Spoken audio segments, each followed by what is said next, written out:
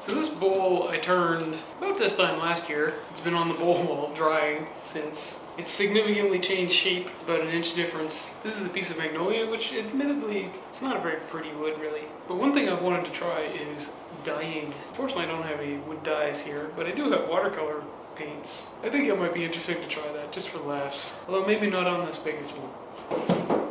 I'll try this one instead. This could be a fun and interesting experiment.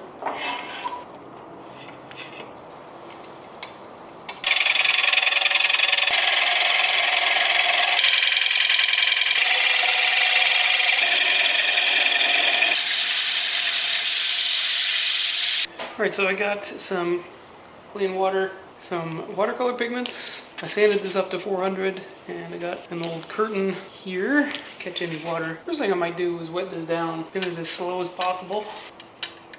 I mean, this will raise the grain.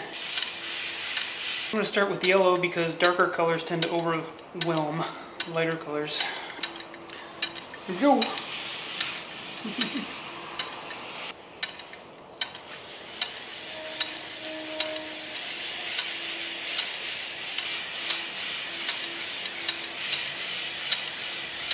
Well, that's not working very well at all.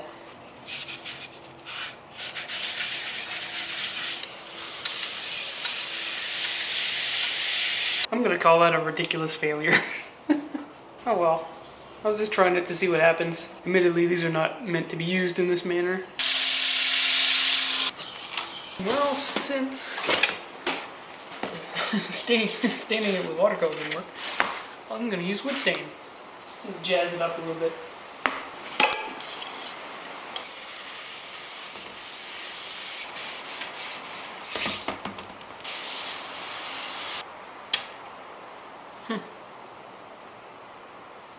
Admittedly, it's a little more pleasing on the inside than on the outside, where I actually put this watercolor on.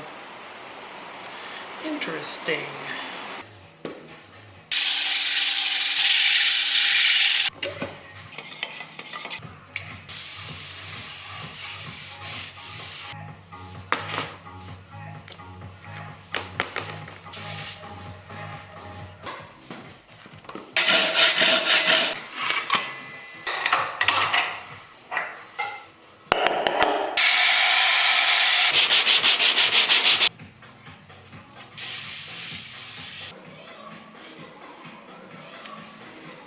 So, the answer to the ultimate question, can you stain wood with watercolor pigments?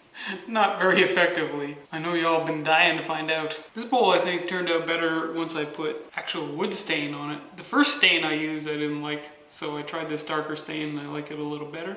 I'm just waiting for this finish to soak in a little bit right now, and then I'll wipe off the excess, and then come back and put several more coats on. Looking like the grain has been raised a little bit, so probably have to sand between coats. Anyway, so this bowl will probably eventually go on my Etsy store. So thanks a lot for watching. We'll see you next time in Cammy's Garage.